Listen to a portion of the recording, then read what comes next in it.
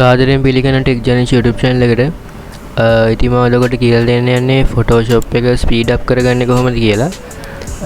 ඉතින් මේ Photoshop එක ස්පීඩ් අප් කරගත්තාන් පස්සේ ඔයාලට පුළුවන් ලේසියෙන්ම smoothly ඔයාගේ Photoshopping editing වැඩ ටික කරගන්න ඉතාම ලේසියෙන්. ඉතින් අපි වැඩි කතා නැතුව ඉම්මන්ට වීඩියෝ එකට යමු. Audio Jungle.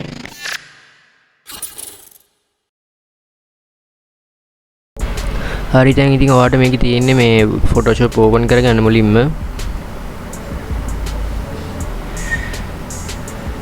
ඉතින් මම කලින් වීඩියෝ එකක් කරා Photoshop download කරන හැටි ඕගොල්ලෝ ඒක බැලුවේ නැත්නම් මම link එක දාලා දෙන description එකේ නැත්නම් ඔය උඩ තියෙන cards එකෙන් ඔබලා බලන්න පුළුවන්. ඉතින් අපිට මේකේ මුලින්ම ඕගොල්ලෝ තියෙන මෙතන edit කියලා tab එක උඩම ඒකේ යටටම ගියාම ඔයාලට පේනවා preferences කියලා එකක්. ඒකේ ඔයා ගිහලා general ලබන්න. ඔයාලට නැත්තම් පුළුවන් control K කියලා ගන්න. ඉතින් සාමාන්‍ය හැමෝගෙම 2015 ඉඳලා 2021 22 වෙනකම්ම මේ ටැබ් එක තමයි මේ ඉන්ටර්ෆේස් එක තමයි එන්නේ. ඉතින් මේකේ අපිට ක්‍රම ටිකක් තියෙනවා ඔයාගේ ඇප්ලිකේෂන් එක ෆාස්ට් කරගන්න. ඉතින් මුලින්ම ජෙනරල් එකේ මුකුත් අපිට වෙනස්කම් ගන්න ඉන්ටර්ෆේස් එකේ තියෙන වෙනස්කම් කරන්න. ඉතින් මෙතන ඕගොල්ලෝ ඕන කලර් එකක් දාගන්න පුළුවන්. මම බ්ලැක් එක දාන් ඉන්නේ. ඉතින් මෙතන ස්ලෝ වෙන්නේ මේ ඉඩකඩ හතරක් තියෙනවා. ඉතින් මේ ඔයාගේ drop shadow කියලා තියෙන එකනේ මේ drop shadow කියන ඒවට RAM එක use කරනවා. එතකොට ටිකක් slow වෙනවා. ඉතින් ඔයා මේක හැම එකටම නන්දා ගන්න. මේ ඔක්කොටම නන්දා ගන්න. ඊට පස්සේ workspace එකට ගියාම workspace එකේ අපිට ඒකේ මොකද වෙනස්කම් ගන්න නැහැ. tools වල මේ animated zoom කියන එක අයින් කරන්න. ඉතින් animated zoom කියන එකත් untick කරන්න. animated zoom කියන එක untick කරලා ඊට පස්සේ අපි යමු history log කියන එකට. ඒකෙත් අපිට වෙනස්කම් මොකුත් ගන්න නැහැ. filing handling කියන එකට අපිට මේ මෙතන ඕගොල්ලෝ මේ automatic save recovery information කියන තැනට 5 minutes 10 minutes තියෙනවනේ ඒක වහාම 30 minutes දාගන්න. මොකද මේකෙන් කියන්නේ ඔය current එකක් ගියාම විනාඩි 5ක් ඇතුළත ඔයා කරන project එකක් ඒක save වෙනකොට ඊට පස්සේ ආයිත් ඔයාගේ project එක නැති වෙන විදිහකට ආයිත් open කරගන්න විදියක්. ඉතින් මේක සාමාන්‍යයෙන් 30 minutes දාගන්න.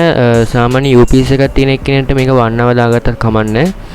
ඉතින් මම recommend කරන්නේ 30 minutes දාගන්න එක. නැත්නම් ඔයා මේ 5 minutes 10 minutes දාගත්තාම ඒක ඔයාගේ files recovery කරනකොට RAM එක ගොඩක් use කරනවා. එතකොට මේ application එක slow වෙනවා.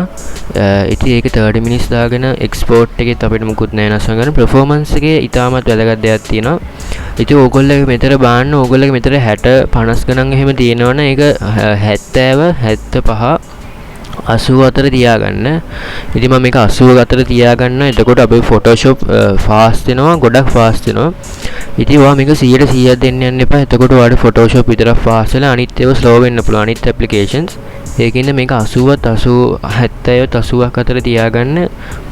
ඊට පස්සේ මෙතන history status කියන තැන ඔයා මෙතනට 50ක් දෙන්න එපා. ඒකෙත් ගොඩක් RAM එක use කරනවා. මේකේ history status කියන්නේ ඔයා කලින් කරපු ඒවා save වෙනවා. ඒ කියන්නේ මේකේ objects 50ක් save වෙනවා. ඒ කියන්නේ ඔයා කරපු ඒවා 50ක් save වෙනවා.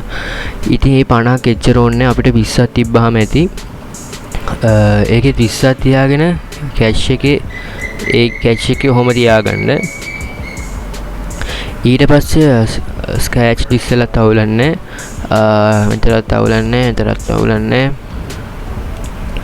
මේ ටිකම අවුලන්නේ. හරි දැන් ඔයා මෙතන මේ ටික ඔක්කොම හරි. ඔයාලට මම තව දෙයක් කියන්න දෙනවා. උගල graphic card එකක් තියෙනවා නම් මේක කෙලින්ම enable කරලා advanced settings ගිහිල්ලා ඒකේ basic එකට දාගන්න. advanced දාන්න එපා. එතකොට ඒකටත් slow වෙනවා. ඔයා basic එකේ දාගන්න. ඊට පස්සේ මේ ඔක්කොම කරලා okay දෙන්න. ඔයාලට දැන් තේරෙනවා ඇති ඔයාගේ application එක කලින් තිබ්බට ටික fast වෙලා ඇති කියලා.